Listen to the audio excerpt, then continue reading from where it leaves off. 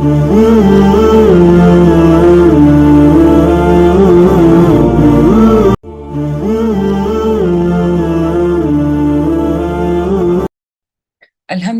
رب العالمین الصلاۃ والسلام علی محمد الامین اعوذ باللہ من الشیطان الرجیم بسم اللہ الرحمن الرحیم رب اشرح لی صدری ویسر لی امری واحلل عقدۃ من لسانی یفقہوا قولی سبحان اللہ و بحمدہ سبحان اللہ العظیم سبحان اللہ و بحمدہ سبحان اللہ العظیم۔ ہم احکامات کا باب پڑھ رہے ہیں، یعنی مدینہ میں ابتدائی زمانے میں ہی جو شریعت کے حوالے سے احکامات آئے ان کے متعلق یہاں پر اللہ تعالیٰ بات کر رہے ہیں، جو سوالات کیے جا رہے ہیں ان کا جواب دے رہے ہیں، اور اس میں شریعت بیان ہو رہی ہے۔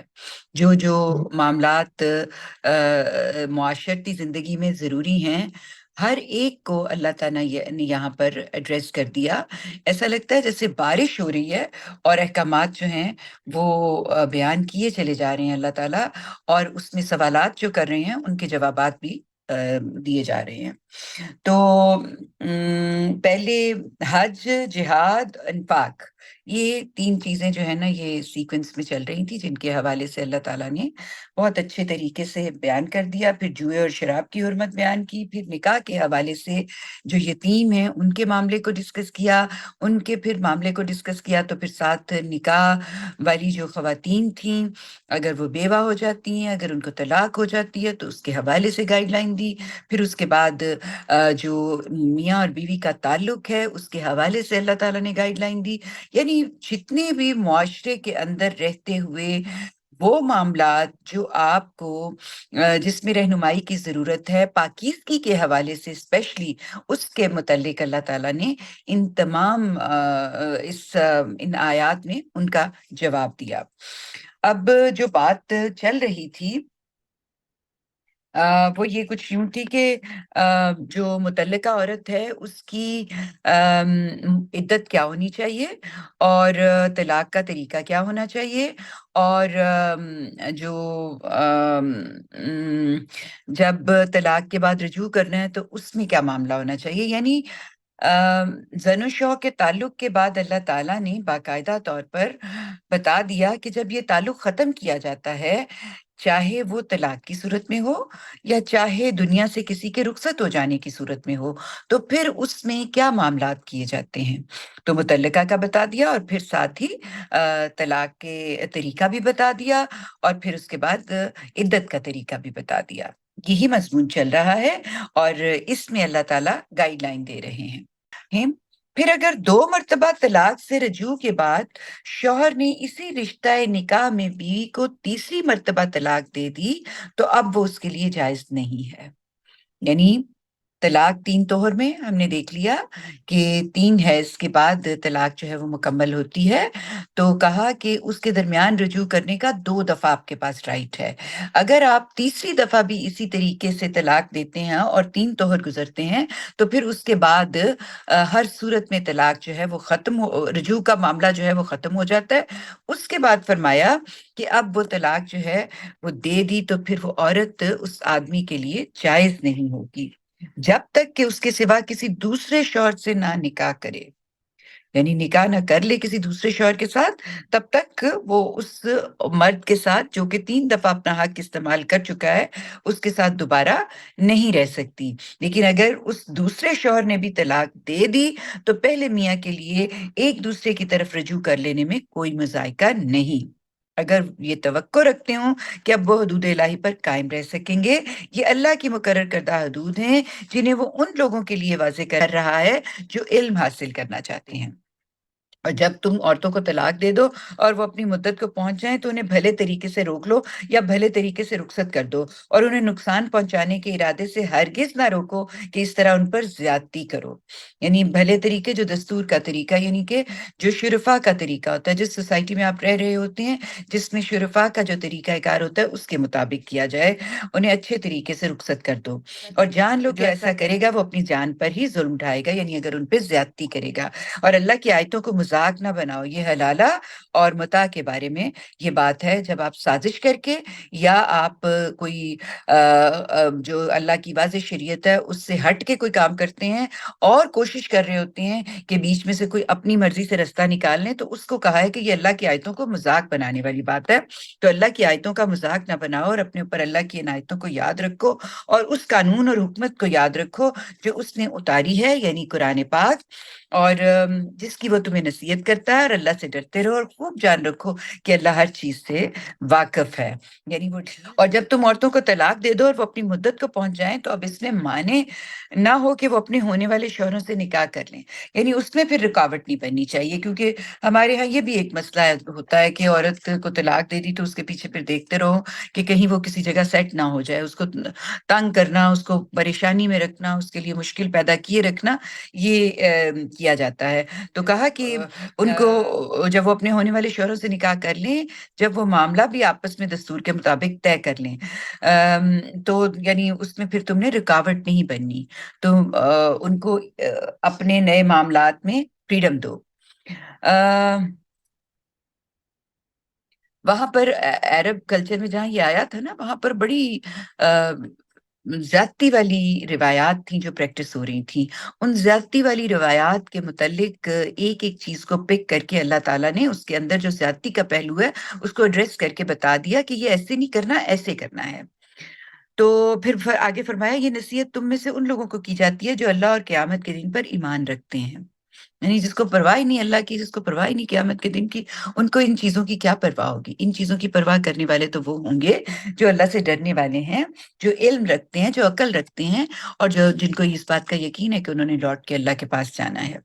फरमाया, यही तुम्हारे लिए ज्यादा शाइस्ता और ज्यादा पाकीज़ा तरीका है, और हकीकत यह है कि अल्लाह जानता है और तुम नहीं जानते। इसके बाद कहा, और तलाक के बाद भी माएं उन लोगों के लिए जो दूध की मुद्दत पूरा करना चाहते हो अपने बच्चों को पूरे 2 साल दूध पिलाएंगी, और बच्चे के बाप को और उसकी सूरत में दस्तूर के मुताबिक उनका खाना कपड़ा देना होगा।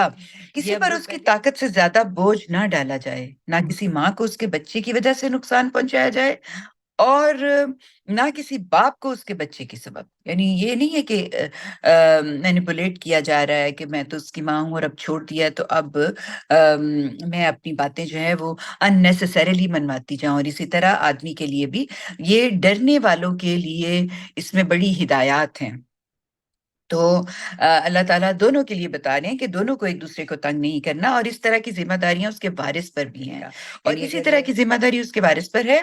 फिर अगर दोनों बाहमी रजामंदी और आपस के मशवरे से दूध छुड़ाना चाहे तो दोनों पर कोई गुनाह नहीं। यानी ये भी नहीं कि अगर दोनों की मर्जी है कि भाई हमने बच्चे को दूध नहीं पिलवाना माँ से, तो इस पे कोई जोर जबरदस्ती नहीं है। अल्लाह ताला ने इसके ऊपर कोई शरई कदगन नहीं रखी। और अगर तुम अपने बच्चों को किसी और से दूध पिलवाना चाहते हो, उस पे भी तुम्हारे लिए कोई मुज़ायका नहीं, बशर्ते कि बच्चे माँ से जो कुछ देना तय किया है बच्चे की माँ से, वो दस्तूर के मुताबिक उसे दे दो।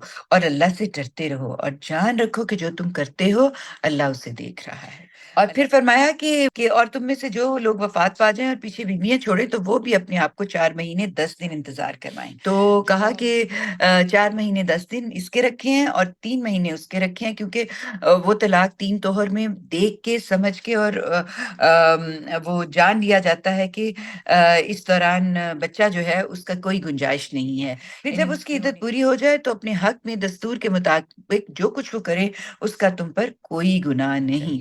और फरमाया, जो कुछ तुम करते हो अल्लाह उसे खूब जानता है, और तुम्हारे लिए इसमें कोई गुनाह नहीं जो तुम इशारे कनाए में नकाह का पैगाम उन औरतों को दो या उसे दिल में छुपाए रखो। यानी आप किसी औरत जिसका शौहर की डेथ हो गई है उसके उससे निकाह करना चाहते हैं, तो उसकी इद्दत के पीरियड में आपके ऊपर कोई गुनाह नहीं कि आप इसका अपने दिल में इरादा कर लो कि भाई मैं करूंगा, लेकिन उसका इजहार नहीं होना चाहिए। आप इशारों कनाइयों में, यानी घर वालों के जरिए या किसी तरीके से अपनी इंटेंशन शो कर सकते हैं, लेकिन बाकायदा जैसे प्रपोज करना है वो नहीं आप करेंगे। और अल्लाह को मालूम है कि तुम उनसे ये बात तो करोगे ही, सो करो, लेकिन उसमें कोई वादा उनसे छुप कर ना करना। हाँ, दस्तूर के मुताबिक कोई बात अलबत्ता कह सकते हो, और अक़द निकाह का फैसला उस वक्त तक ना करो जब तक कानून अपनी मुद्दत पूरी ना कर ले, यानी इद्दत का टाइम जो है जिसका कानून बनाया गया उसके मुताबिक वो हो ना जाए। और जान रखो कि अल्लाह जानता है जो कुछ तुम्हारे दिलों में है, इसलिए डरो और जान रखो कि अल्लाह बख्शने वाला और बड़ा बुर्दबार है। इसके बाद कहा, और अगर तुम औरतों को इस सूरत में तलाक दो कि तुमने उन्हें हाथ नहीं लगाया या उनका मेहर मुकर्रर नहीं किया, तो मेहर के मामले में तुम पे कुछ गुनाह नहीं। लेकिन ये तो लाज़मन होना चाहिए कि दस्तूर के मुताबिक उन्हें कुछ सामान्य ज़िंदगी देकर रुखसत करो। कहा कि दस्तूर के मुताबिक उन्हें कुछ सामान्य ज़िंदगी देकर रुखसत करो, अच्छी हालत वाले अपनी हालत के मुताबिक और गरीब अपनी हालत के मुताबिक। ये हक है उन पर जो एहसान का रवैया इख्तियार करने वाले हों।